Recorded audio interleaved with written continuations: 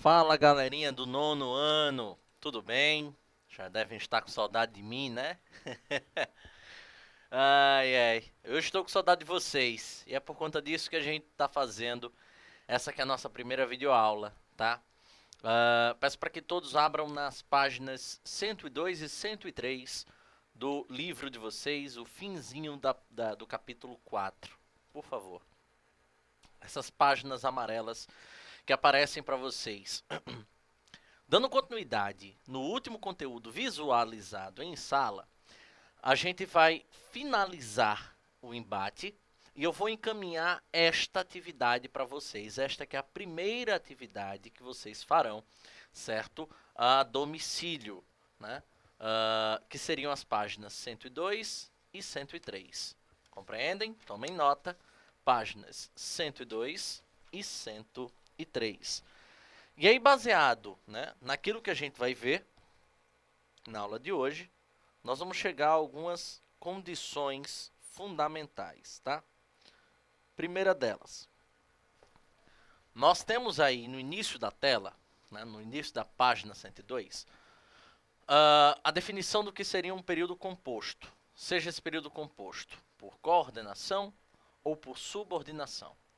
Começamos a reflexão sobre o período composto como um todo.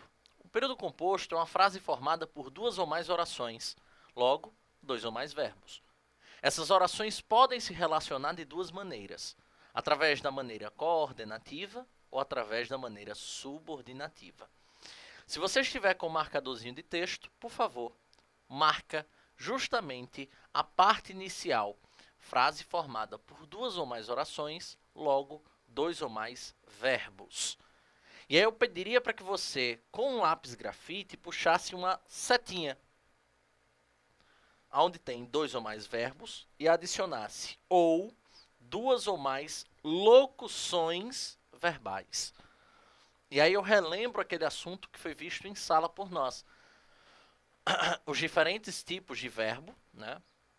Os verbos de ligação, os verbos nocionais e os verbos nominais. Né? Lembrando que toda e qualquer locução verbal vai ser formada por um verbo auxiliar, chamado ele de verbo nocional, e um verbo nominal, como ele sendo o verbo principal, seja ele no infinitivo, no particípio ou no gerúndio. E aí a gente vai dar continuidade entendendo um pouco mais o que seriam as coordenações ou orações coordenativas. As orações coordenativas são um período composto em que cada oração é independente. Marca justamente essa informação. Cada oração é independente.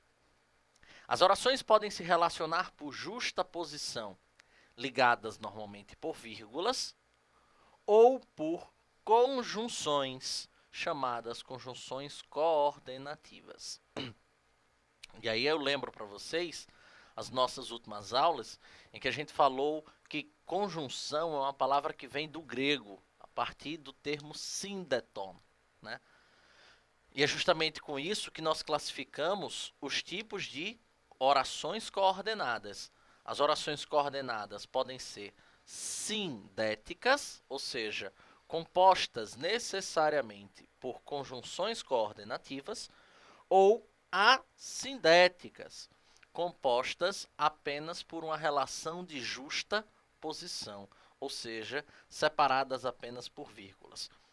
E aí, baseado em tudo isso que nós estamos abordando, a gente vai ver que as conjunções coordenativas, elas sempre vão estabelecer um tipo de sentido. Que tipo de sentido é esse? O sentido de adição, de alternância, de conclusão, de adversidade ou oposição e de explicação, tá?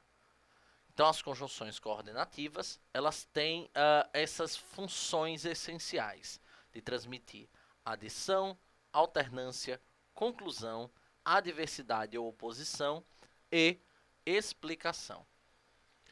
Passando para o segundo tipo de orações, ou perdão, para o segundo tipo de período composto, nós vamos observar a subordinação. A subordinação, gente, é quando eu tenho duas orações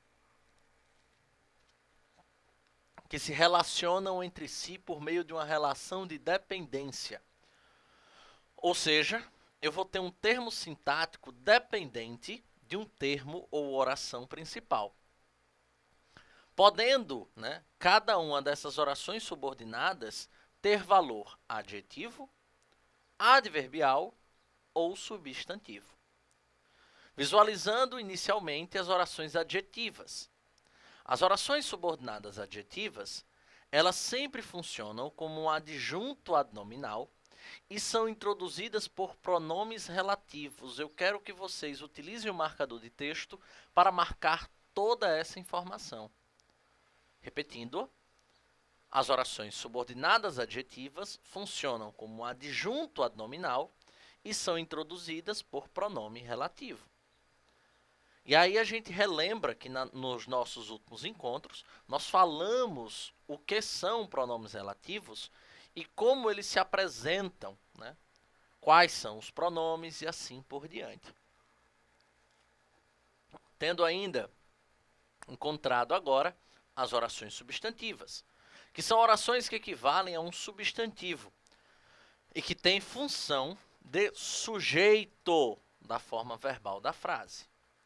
Elas sempre serão introduzidas por uma conjunção chamada conjunção integrante. E a conjunção integrante, também vimos em sala, só pode ser que ou se. Professor, quer dizer que sempre que eu vi um que ou um se, eles serão conjunções integrantes? Nananina, não. Eles podem ter diversas outras funções. Porém, quando se fala em conjunção integrante, apenas se fala na palavra que e na palavra se. E as orações adverbiais, que são orações que funcionam como adjunto adverbial da oração principal e são introduzidas por conjunções subordinativas. Essas conjunções, elas vão sempre relacionar um tipo de sentido. Por exemplo, o sentido de condição, de causa, de efeito ou consequência, de comparação, de conformidade, de finalidade, de proporção ou de tempo. E aí, nós classificamos essas tais orações adverbiais por meio de tal condição, tal característica. Certo? E aí vocês terão obrigatoriamente de compor, de redigir, de responder essas 6 questõezinhas que estão aqui na tela de vocês, tá? Na próxima aula, eu vou fazer a correção dessa atividade aqui. Então, bons estudos, bom exercício e até daqui a pouquinho com a correção.